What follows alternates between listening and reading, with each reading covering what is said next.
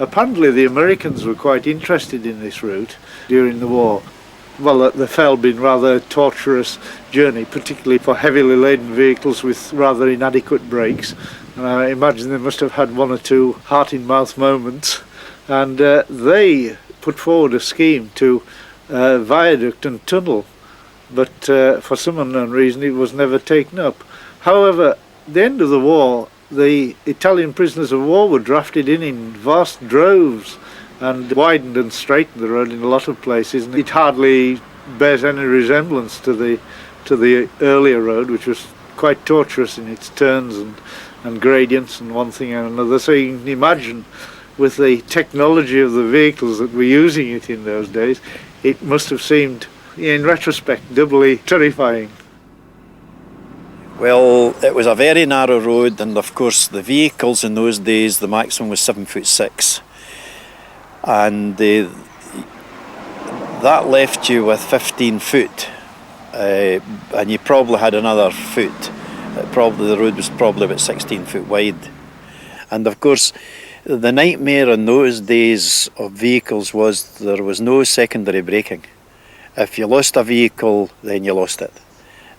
Whereas today vehicles have dead men and what have you, that if you have a broken pipe and your air drops, the brakes automatically lock on. So to that extent you have some degree of safety and a little bit of happiness as well, knowing that you have something to rely on. Not like the old vehicles where if the air dropped or the vacuum, if you burst the vacuum pipe, well, you could never hold them with a handbrake. The only way that you could hold them back was to make sure that you were down the box, because if you didn't, then you were using the foot brake all the time. And of course, just the same today as in those days, you get brake fade, and that was a rather serious business, because that was equal to probably losing your air or losing your vacuum. And when that happened, you had little hope of even holding them. So the answer was to be down the box and just brake, just check them occasionally, but never to keep your foot in the brake. But I've seen some, that didn't realise what they were doing, and there was great plumes of smoke rising from the drums, and you couldn't get near them for hours after that for the smell of them.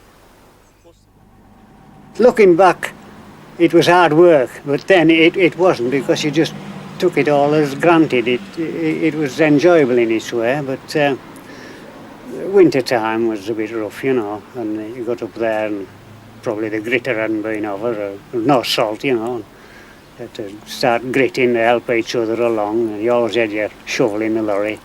You never set off without your shovel, never. You never went anywhere without your shovel. It was more important in your bait box was your shovel. At least you could get home. But it was slow, the old lorry. It was, 26 mile an hour, absolutely stood on the pedal, and not much comfort. Cold, drafty.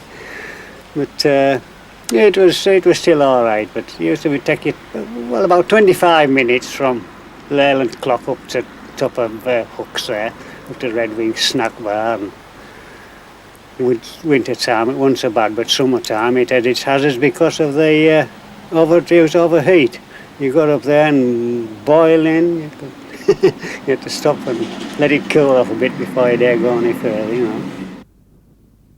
When I unveiled the plaque on top of Shap, of course we had the vintage vehicles, the rally, and they all lined up on the top of Shap, and it was a picture to be seen. There were 3 deep on the lay-by on the top of Shap.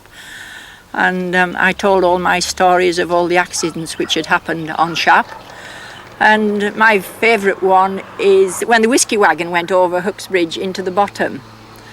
And there was whiskey galore. I mean, the river was frozen over with ice, and there was whiskey bottles sliding on the ice, and they were all in the shipyards, in the broken glass. And we had lots of callers to see, and the police were there, and the customs were there, and in the end they got my husband with the tractor and link box to cart this whiskey out. Well, I've never